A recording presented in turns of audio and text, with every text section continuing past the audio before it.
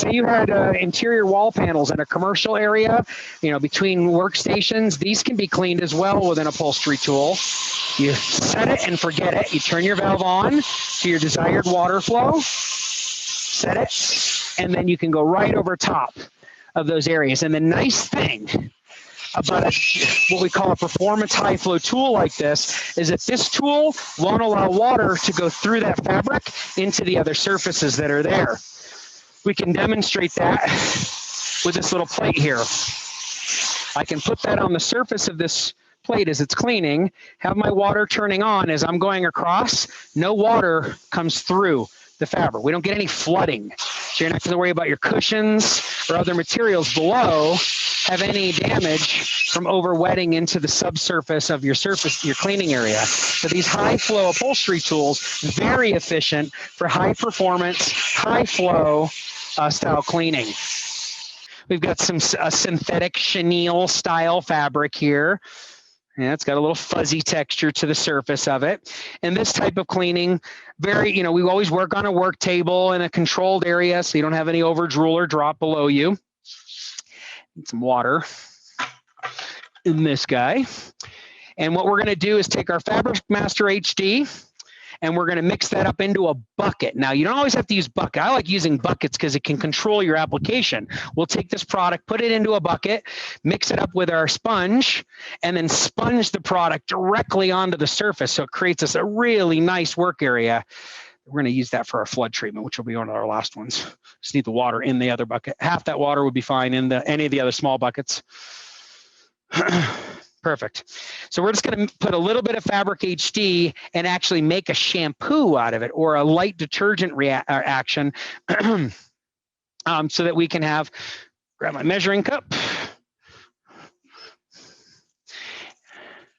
And then we'll take our bonnet mitt and we can apply our product right through a bonnet. Shawn? Yes, sir. Can we give a round of applause to Mario? He's working his tail off there helping you. Oh, no, he's awesome. Mario is phenomenal. Mario, you are awesome. Thank you. Come on over here, Mario. Get on the camera. Mario is terrific. He's been phenomenal, great helper. Mario has over 30 years. He's older than I am. He has more experience than I do. He's made more mistakes probably. Mario ran a chem dry for years. He has been in the industry for many years. He's a master cleaner. He's phenomenal and a great partner with what we're doing here. So thanks for the recognition, Doyle. This bonnet mitt. The bonnet mitt here, we'll take our bonnet mitt, mix up our cleaning shampoo in hot water into our container into a bucket, and we can apply it to get a really even application as we moisten that fabric, maybe a little bit more and a little bit more activity where there's a little more soiling. We'll pre-scrub that. If there's heavy soil along that arm where the dog is surfing, you can give it a little bit more activity. Now, you don't have to use a bonnet mitt to use upholstery. You could also use a conventional sprayer. You could spray your product on and get it evenly out. Here's a new tool. Just found another new toy. Electric battery-powered sprayer. Yeah, a little battery-powered guy. That's pretty cool. Nice mist for a controlled mist, and then maybe a scrub application.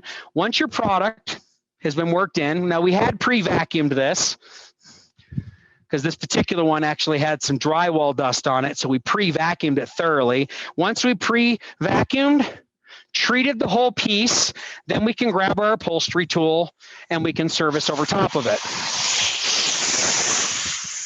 I like to service upholstery by working around the base perimeter first to turn our moisture on. You can clean forward and backwards. It's got vacuum on both sides. We'll clean this side.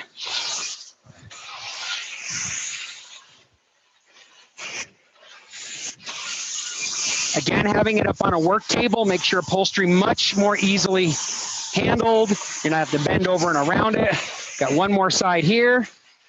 Quick and easy over. Turn our water off. Go back into our dry strokes.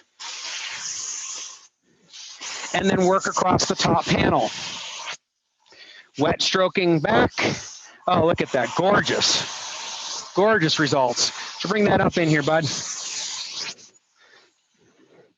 And we can get phenomenally clean results. Easy. No, just labor-free. Let the high laminar water flow of this tool do the work for you. Set it and forget it. Move over. I'm doing my wet passes, just over, back and forth. A lot of times I'll strap this to my arm if I'm doing tons of upholstery to keep that weight off my wrist. And we'll get our rinse passes. And then we'll turn the water off and go back over and do dry passes over the whole piece. Once we've done our dry strokes, one step a lot of cleaners fail to do is their final wipe. So we like to take a nice white terry cloth towel, fold it into portions, wipe the surface with a rolling wipe in one direction, and check the towel for any residue transfer. See if you've removed the soiling and physically check yourself. Once you've done your full detail, if the fabric has any kind of pile, you want to be sure to groom it with your carding or your brass fluffing tools to set that texture, especially if it's a natural fiber and you've been more sensitive, you have more sensitivity for texture change.